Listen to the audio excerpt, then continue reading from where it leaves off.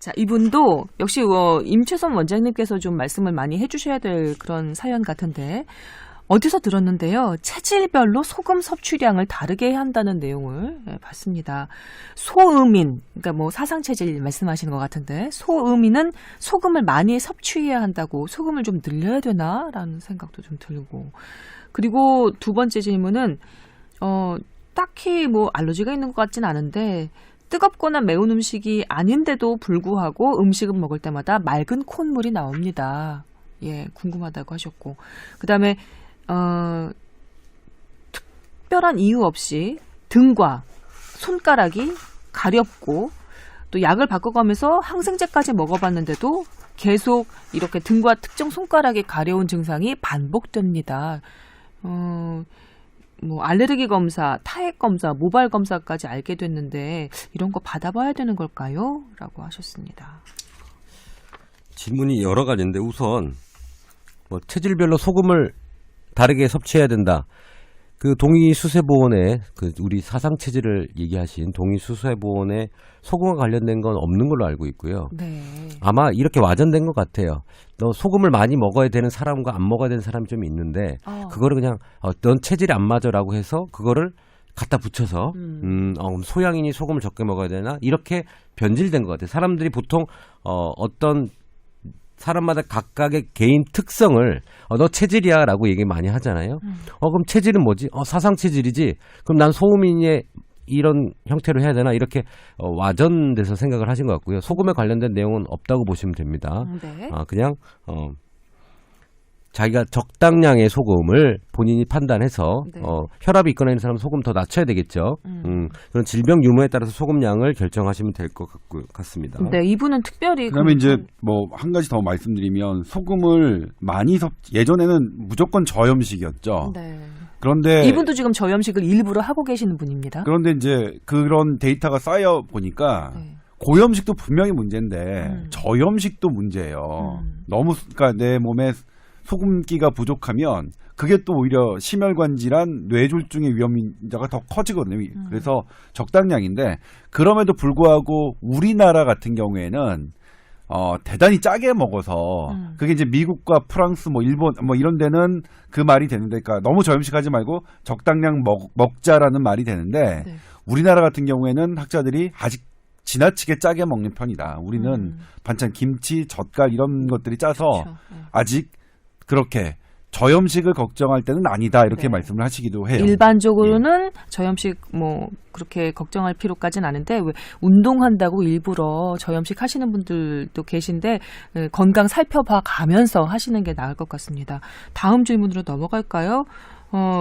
음식 먹을 때마다 맑은 콧물이 나오는데 한의학에서 이런 경우 폐가 차다고 하는 얘기를 들었습니다라고 하시는 겁니다. 이 우리 장기를 뭐 폐가 차다 뜨겁다, 뭐 간이 뭐 차다 뜨겁다, 뭐 이렇게 표현을 한의사들이 많이 합니다. 이게 팔강변증인데 네. 장부의 허열 관계, 그 장부의 뭐 온열 관계를 이제 표현하는 말들이에요. 네.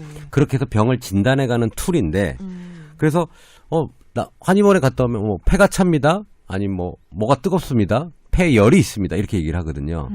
그래서 처방을 하게 되죠. 그런 처방들은 기본적으로 열을 내려주는 약재들이 많이 들어가 있겠죠. 네.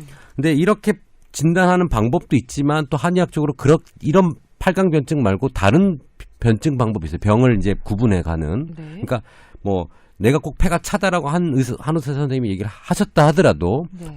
또 다른 한의사 선생님이 보면 또 다르게 진단하실 수 있어요. 그래서 그 진단 어떤 툴을 쓰느냐에 따라서 네. 각각에 맞는 처방이 나옵니다. 그래서 폐가 차다고 했을 때 따로 치료 방법은 그렇게 표현하신 선생님한테 상의를 하는 게 맞을 것 같아요. 그래서 그렇게 그 팔강변증 형태로 한 부분에 대해서 너무 내가 폐가 찬데 어떻게 될까 고민하지 마시고 네. 그거 이 폐가 차다고 판단됐을 때 그때 맞는 약을 드시는 거고 어느 순간이 되면 또 폐가 찬 게 또 없어질 수 있잖아요. 그죠? 그렇죠.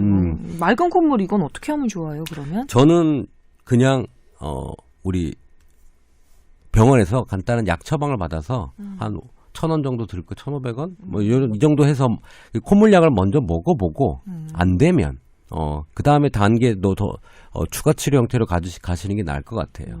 왜냐하면 감기 일시적으로 콧물 나오는 걸 폐가 차다고 해서 한약을 먹는 건 경제적으로도 아닌 것 같거든요. 근데 네. 뭐 그냥 평소에는 코가 말라 있는데 음식을 먹을 때만 만약에 맑은 콧물이 나온다면 그럴 땐 어떻게 해야 될까요?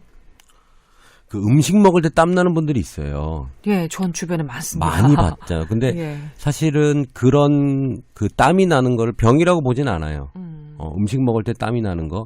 음식 먹을 때 땀 나는 병이 또 있긴 해요. 뭐 신경 문제로 오는. 근데 그런 게 아니라 그냥 음식 먹을 때 땀을 비오듯이 흘리는 사람들은 병으로 보진 않습니다. 네. 마찬가지로 콧물도 그런가요? 네. 우선은 경과를 지켜보고 뭐 진짜 뭐 폭포수처럼 콧물 흘러내린다. 아니 웃으면 안 되는데. 네. 뭐 그때는 치료를 하겠지만 살짝 젖는 정도고 심하지 않으면 약물로 조절하시다가 안 될 때 병원으로 가시면 될 것 같아요. 한의원이나. 네. 어려운 자리에서 이게 콧물 풀어가면서 식사하시기도 참 곤란하실 텐데 이거 참 어떻게 하나. 예. 여튼 뭐 자기가 제일 추적 관찰을 그 면밀하게 하는 게 제일 그 첫 단추인 것 같아요. 내가 어떤 음식을 먹을 때 코가 많이 나무라 그러면 그 음식은 살짝 피해 보는 것으로 그런 네. 식으로 좀 조절을 해가 보시면 어떨까라는 생각을 해봤습니다. 네. 다음 습진 이건 어떻게 할까요? 아까 두 번째랑 세 번째가 좀 연관돼 있는 것 같아요. 그러니까는 네. 콧물도 좀 나고 가렵고. 네. 그래서 알레르기성 질환에 대한 검사를 진행을 해야 되는 상황인데 병원에서 진료를 하면. 네.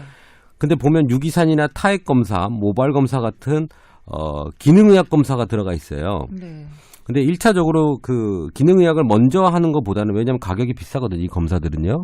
나라에서 아직 보험 편제에 들어가 있지 않기 때문에 비싸기 때문에 네. 우선 보험 편제에 들어가 있는 알레르기 검사를 해서 판단을 해보고 네. 거기서도 답이 안 나오면 그때 이런 추가 검사를 하시는 게 맞을 것 같습니다. 예, 일단 보험 되는 검사 먼저 해보시라는 그런 말씀이셨던 것 같습니다. 집에 돈이 많다면 그냥 쫙 다 하실 수는 있겠지만 네. 아무래도 동일인이 보내주신 그 네. 사연이다 보니까 그 음식 먹을 때 맑은 콧물이나 피부과의 이유 없는 습진, 네, 가려움증 이런 것도 연관이 되어 있는 것 같긴 해요. 제가 봐도 이분은 이제 물론 음식을 먹으면서 콧물이 맑은 콧물이 나오는 게 언제부터 시작됐는지가 중요하긴 하겠지만 네, 그걸 적어주진 않으셨네. 그리고 맑은 콧물이라는 걸 지난번에도 한번 말씀드렸는데 누런 콧물과 맑은 콧물은 좀 다른 겁니다. 맑은 콧물은 그러니까 정상적인 반응이거든요. 내 몸에서 어떤 신호가 와서 분비하는 거거든요. 그러니까 맑은 콧물 자체를 병이라고 할 수는 없습니다. 근데 어떤 요인이 있겠죠. 그러니까 아까 김선 선배가 뭐 짚어주셨지만 어떤 특정한 음식이나 이런 부분들이 있으면 그걸 좀 회피요법이라고 하죠. 그렇죠. 그렇게 회피하는 것들이 좋을 것 같고 그다음에 이제 방금 우리 임원장이 했지만 지금 이런 알레르기 검사, 유기산 검사, 모발 검사, 기능의학적 검사긴 한데 이 기능의학적 검사가 지금 주류의학에서 아직 완벽한 근거를 갖고 있는 건 아닙니다. 그래요. 예, 그래서 이게 뭐, 그러니까 그리고 여기서 해서 많은 정보를 얻는다는 분도 계시지만 그런 선생님도 계시지만 그런 선생님들을 인정하지 않는 선생님도 많이 계세요. 그러니까 네. 이게 이번에 최순실 그 국정농단 사태 때 이게 문제가 됐던 검사죠. 네. 그 대통령 VIP가 그 특정 의원에서 이 대통령의 혈액을 가서 이 검사가 행해줬던 것들이거든요. 근데 어쨌든 대통령 주치의들은 서울대 병원장, 뭐 세브란스 병원장이셨던 대통령 주치의들은 이 검사에 대해서 동의하지 않고 했던 그런 부분입니다. 그래서 물론 현존하는 그 적이기 때문에 검사법이기 때문에 뭐 해볼 수 있는 선택의 문제로 난 그걸 선택하겠다라고 한다면 이제 우리가 어떻게 뭐 할 수는 없는 거지만 그냥 나는 이게 정말로 이걸로 나의 모든 것을 찾을 수 있다 하는 마음으로 할 수 있는 검사는 아닌 것 같아요. 네, 여기 적어 주셨어요. 뭐 또 비싼 비용도 그렇지만 신뢰도가 낮다는 이야기도 있고 해서 매일 들여본다. 네. 그랬거든요.